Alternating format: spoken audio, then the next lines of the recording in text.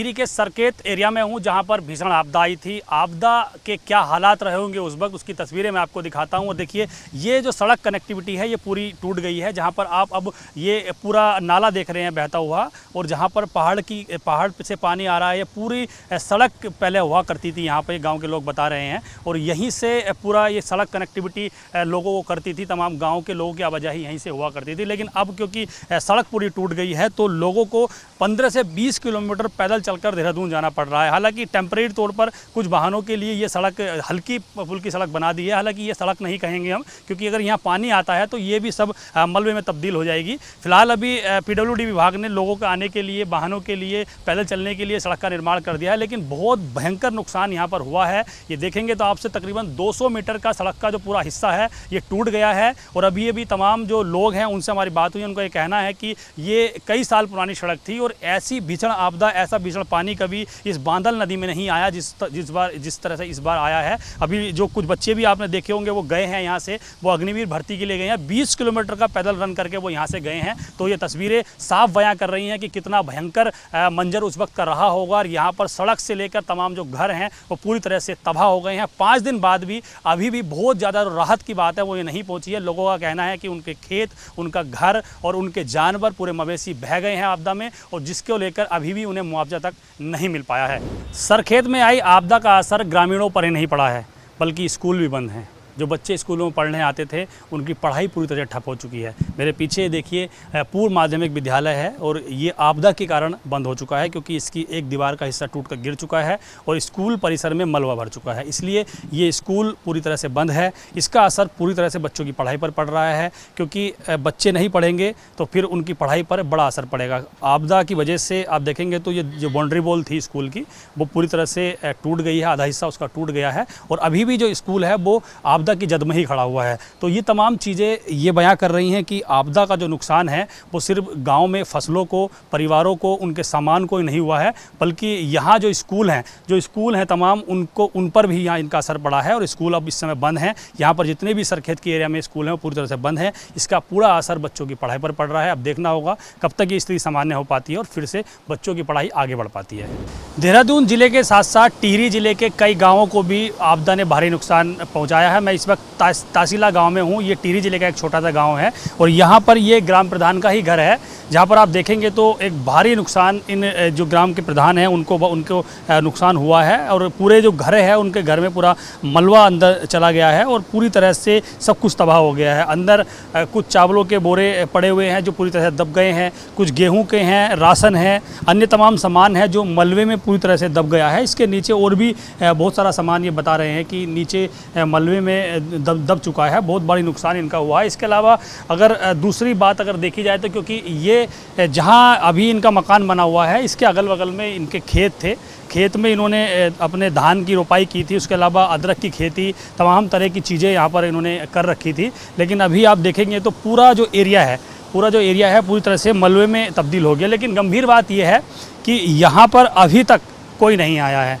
Tehri DM अपने अपने क्षेत्र में उस साइड घूम रहे हैं, लेकिन ये क्योंकि बॉर्डर एरिया है, आप दो चीज़ें बड़ी महत्वपूर्ण हैं यहाँ। उस साइड का जो एरिया है वो पूरी तरह से देहरादून ज़िले में आता है, और ये जहाँ मैं अभी खड़ा हुआ हूँ ये टिहरी ज़िले का हिस्सा है। जो मालिक हैं, घर के जो मालिक हैं, प्रधान के जो पिताजी हैं, वो देखेंगे आप मायूस बैठे हुए हैं बेचारे, क्योंकि कुछ नहीं बचा है। चक्की थी उनकी, यहाँ पर अपना एक काम इनका हुआ करता था, जो तमाम चीज़ें, चाहे आटा पीसने की, गेहूं पीसने की बात हो या अन्य तमाम जो चीज़ें हैं, वो सामने जो मकान है वहाँ चक्की इनकी थी, वहाँ पर काम किया करते थे। लेकिन अब कुछ नज़र नहीं आएगा आपको, सिवाय पत्थरों के, सिवाय मलबे के कुछ नज़र आएगा। घर पूरी तरह से तबाह हो चुका है। ग्राम प्रधान का ये घर है, और ये गंभीर बात है कि गाँव के ही प्रधान को जब तमाम गुहार लगानी पड़े, विधायक से गुहार लगानी पड़े, DM से गुहार लगानी पड़े, तमाम लोगों से गुहार लगानी पड़े, जो जनप्रतिनिधि हैं उनको गुहार लगानी पड़े, तो सामान्य व्यक्ति को आप समझ सकते हैं उनके क्या हालात होंगे। मायूस हैं। मायूस इसलिए हैं क्योंकि सब कुछ तबाह हो गया है। बाबू जी, क्या नाम है आपका? घनश्याम सिंह। कितना नुकसान हुआ है, कितनी दिक्कतें साहब? क्या नुकसान क्या हुआ है? जो कुछ था हमारा, जो घर थे, 2-3 कमरे थे, घर थे, चक्की थी, सब तबाह हो गया साहब। हम 1 बजे रात निकले साहब यहाँ से, बड़ी मुश्किल से नाती पोते कर बचा कर गए, कुछ गुंदे में लेके, कुछ कंधों में लेकर गए, तब ऊपर भागे साहब। 2 एक पशु थे, वो रात को 1 बजे रात वहाँ बांधे और तब ऊपर भागे साहब यहाँ से। यहाँ कोई आया नहीं है अभी, कोई डीएम साहब कोई नहीं आया साहब। कल एक पटवारी जी से आए थे, बाकी और कोई नहीं आया। कोई यहाँ की कोई कुछ नहीं, कुछ पूछा ही नहीं। टिहरी जिला है, ये टिहरी जिला में है साहब। प्रधान जी का जो है खुल पावर में चोट लगी हुई है, वो भी घर बैठे हुए हैं। आज जा रखे हैं ऊपर, जब ऊपर से दबाव पड़ा कि प्रधान जी कहाँ है तो गाड़ी मिली होगी किसी की। अपनी 2-3 गाड़ी हैं यहीं फंसी हुई है, आगे निकलने का रास्ता नहीं है साहब। तो वो ऐसे गए कहीं किसी गाड़ी मिली हो तो गए होंगे ऊपर। धनचूरा ग्राम सभा के प्रधान है वो। विधायक कौन है यहाँ के? विधायक प्रीतम सिंह पंवार है जी। आए थे क्या यहाँ पे? वो नीचे तक आए, नीचे से वापस हो गए। यहाँ तक नहीं पहुँचे। अच्छा, तो ये नुकसान जो हुआ है आपका, आपको क्योंकि अब रहने का तो बचा नहीं है, कुछ नहीं, रहेंगे कहाँ, विस्थापन होगा? कुछ नहीं है साहब, ऐसे लोकारे घरों में रह रहे हैं। कुछ वहाँ रह रहे हैं लोकारे घरों में, कुछ यहाँ लोग ये बिल्डिंग में रह रहे हैं। ऐसे बस ऐसे चिपका पे जा रहे हैं। 2-3 यहाँ घर वाले का हाथ टूटा हुआ है साहब, वो 2 दिन हॉस्पिटल रहे कोऑर्डिनेशन में। अब अपनी लड़की के साथ लड़की यहाँ जा रखी नीचे। तो ये कितना सामान दब गया है नीचे आपका? सामान सब साहब बस मतलब खाने पीने का, बोरी बिस्तर, प्रधान जी का पूरा कागज पत्तर जो थे इसी में थे, सब इसी में थे, सब खत्म हो गए। सिर्फ हमारे थोड़े बहुत पहने कपड़े थे 2 मंजिल में, वो हम सवेरे को ले गए। रात को हम कुछ नहीं ले गए थे, पर सवेरे के पहने वाले कपड़े जो थे वो ऊपर थे, वो ले गए वहाँ से। मतलब बाकी आटा 5 कट्टे चावल के थे वो सारे खत्म। कितने सालों से रह रहे हैं पुश्तैनी घरों? तो साहब हमें कम से कम 40 साल के हो गया। 40 साल से बहुत मेहनत से बनाया? मतलब बहुत मेहनत से बनाया साहब। मैं 21 साल का था और इस टाइम मतलब 68-70 साल की मेरी उम्र हो गई, तब से मैं आई हूँ 21 साल से। आज तक ये ऐसे आपदा नहीं आई साहब। और ये अब सब खत्म हो गया? और ये सब खत्म हो गया, कुछ नहीं बचा। खेत बाग भी होंगे यहाँ पे? खेत बहुत थे साहब, खेत बहुत थे। नदी तो वहाँ थी, ये तो खेतों में नदी बह रही है इस टाइम। खेतों में जो है नदी बह रही खुद, ये सामने बैठे हैं खेतों में नदी बह रही है। पीछे सब ये मकान के पीछे अदरक था, यहाँ अदरक था, आगे और धान थे, सब खत्म है। तो देखिए ये दुख दर्द है इन लोगों का। और बड़ी बात यह है कि जिस तरह से मलबा पड़ा हुआ है, जिस तरह से तबाही मची है, उस तबाही के दुख को बांटने के लिए यहाँ कोई नहीं पहुँचा। जो विधायक हैं यहाँ के प्रीतम सिंह पंवार, वो भी यहाँ नहीं पहुँचे हैं। डीएम से लेकर तमाम आलाधिकारी यहाँ नहीं आए हैं, इसीलिए ये मायूस बैठे हैं कि अब इनका क्या होगा। हालांकि इन्होंने अपने बच्चों को, अपने तमाम जो घर के लोग हैं उनको सुरक्षित स्थान में पहुंचा दिया है, लेकिन अभी भी इन्हें ये डर है कि आने वाले दिनों में इनके रहने के लिए, इनके खाने के लिए, इन्हें तमाम दिनचर्या के लिए, आगे के लिए चीज़ें होंगी, उनका क्या होगा और कैसे आगे अपना ये पालन पोषण करेंगे। देहरादून के मालदेवता और सरखेत में आपदा आने की सबसे बड़ी वजह ये नाला है। मेरे ठीक पीछे जो आप नाला देख रहे हैं, इस नाले की वजह से ही ये आपदा पूरी तरह से आई है। और अभी भी आप देख रहे हैं कितने बड़े बड़े बोल्डर पत्थर इस नाले में यहाँ पर बहकर आए हैं, और इन्हीं बोल्डरों ने नीचे जो तमाम यहाँ पर मकान बने हुए थे, गांव बसा हुआ था, उनको भारी नुकसान पहुँचाया।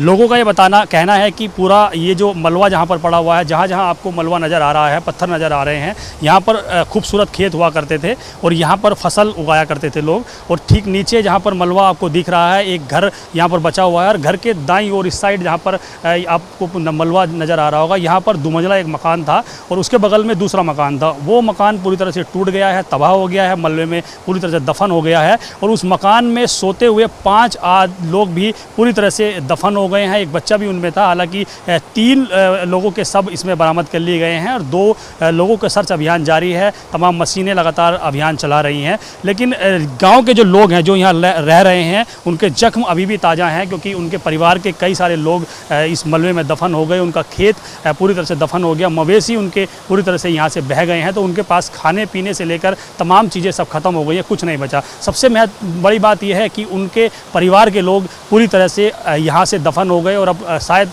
वो कभी वापस नहीं आएंगे। लेकिन ये भी लोग बता रहे हैं कि इस जो नाला है, जहाँ पर आप देख रहे हैं पानी चल रहा है धीरे धीरे, इसी तरह पानी इस नाले में आया करता था। जब बहुत भयंकर बारिश होती थी तो पानी का जो वेग था वो थोड़ा बढ़ जाता था, लेकिन इतना पानी कभी इस नाले में नहीं आया जितना इस बार आया है और पूरा तबाह करके दिया है। इन परिवार के लोगों की 4 से 5 पीढ़ियाँ यहीं पर रह रही हैं और 4-5 पीढ़ियों ने यहीं पर जीवन बिताया है। इसी जो झरना है, नाला कहें इसे, तो इसी नाले का पानी उन्होंने पिया है और इसी नाले का पानी उन्होंने मवेशियों को पिलाया है। इसी से पी कर वो बड़े हुए हैं। लेकिन आज इस नाले ने पूरी तरह से कहर बरपा दिया और पूरे गाँव को तबाह कर दिया। ऊपर ये बता रहे हैं कि ऊपर हो सकता है कि एक बड़ी झील बनी हो बरसात के कारण और उसका किसी ने ध्यान ना दिया हो और झील पूरी तरह से ब्लास्ट हुई हो और फिर उसके बाद यहाँ पर पानी आया हो, ये गांव के लोगों का कहना है। हालांकि ये एक अलग जांच का विषय है कि इतना पानी कैसे आया, बादल फटने की वजह से आया या फिर किन कारणों से आया, ये अभी तक पता नहीं लग पाया। लेकिन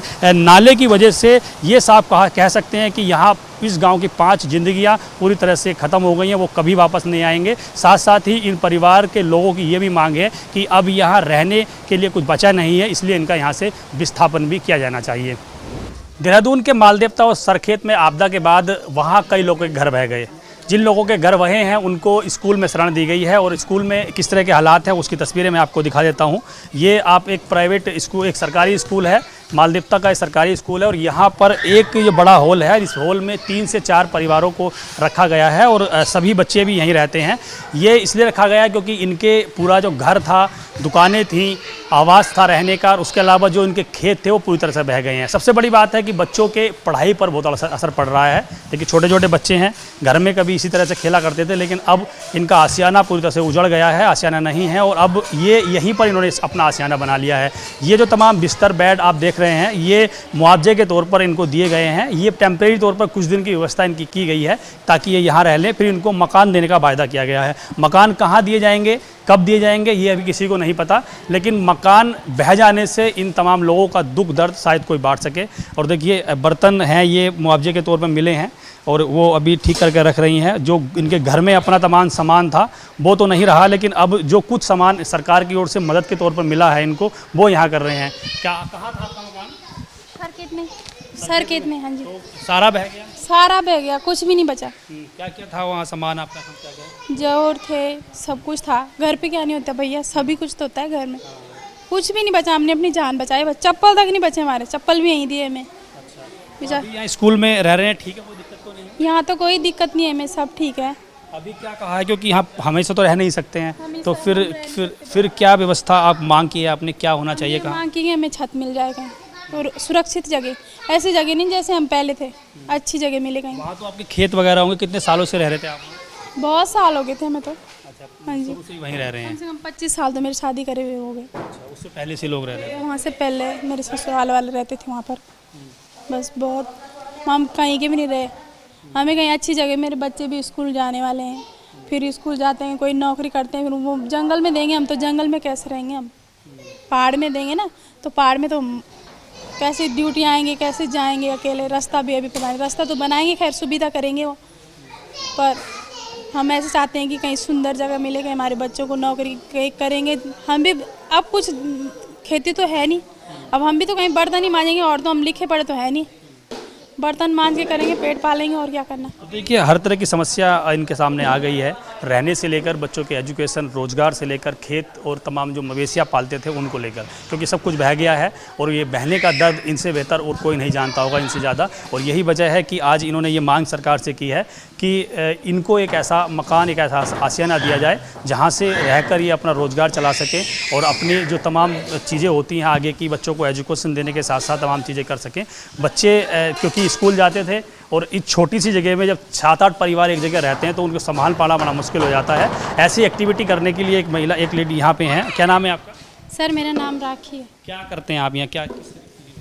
सर मैं भी सरखेत गांव से हूं, और मेरा भी घर बह चुका है, पूरी तरह से क्षतिग्रस्त है। वहां पे हम लोगों की 11 लोगों की फैमिली थी, वो पूरी तरह से क्षतिग्रस्त हो चुकी है। और हमें यहाँ पे सरकार के द्वारा, यहाँ पे शिव जूनियर हाई स्कूल है मालदेवता में, यहाँ पे व्यवस्थापित, मतलब अभी यहाँ रखा गया है टेम्परेरी तरीके से हम यहाँ हैं। यहाँ सब चीज़ें ठीक हैं आपको लगा? सब चीज़ें तो ठीक ही हैं, बस हमारी एक मांग है कि हमें कहीं अच्छी जगह विस्थापित कर दे। ऐसे नहीं कि हमें कहीं पहाड़ में विस्थापित कर रहे हैं। हमारे साथ ये छोटे छोटे बच्चे हैं, इनकी पढ़ाई का नुकसान हो रहा है, और हमारे साथ ऐसा कोई नहीं है जिसकी गवर्नमेंट जॉब हो या प्राइवेट, सब लोग दिहाड़ी मजदूरी करते थे, और गाँव में ही इनका जो रोज़ ये करते थे, मतलब कमाते थे रोज़गार।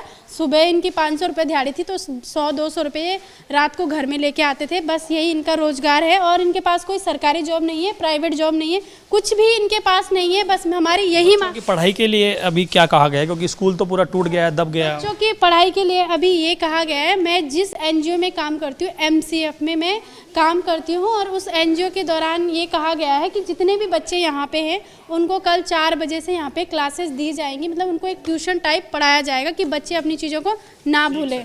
हाँ। तो बच्चों के लिए थोड़ी व्यवस्था एक NGO द्वारा की जा रही है। बाकी आप देख रहे हैं कि तमाम जो गांव के लोग हैं, जो परिवार के तमाम लोग हैं, वो एक ही कमरे में एक ही तरह से पूरी तरह से यहाँ रह रहे हैं। इनके लिए अभी कहा गया है कि इनको विस्थापन इनका किया जाएगा, लेकिन वो कब तक होगा कब कितना वक्त उसमें लगेगा ये अभी नहीं कहा जा सकता है। मुआवजे के तौर पर धनराशि कुछ इनको दे दी गई है, बाकी इनके जो घर का पूरा सामान था वो बह गया है और जो आपदा का दर्द है वो इनके ज़बान से और इनकी आंखों से साफ झलक रहा है।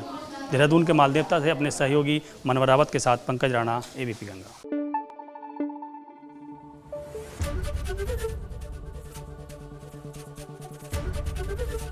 एबीपी गंगा, खबर आपकी, जुबान आपकी।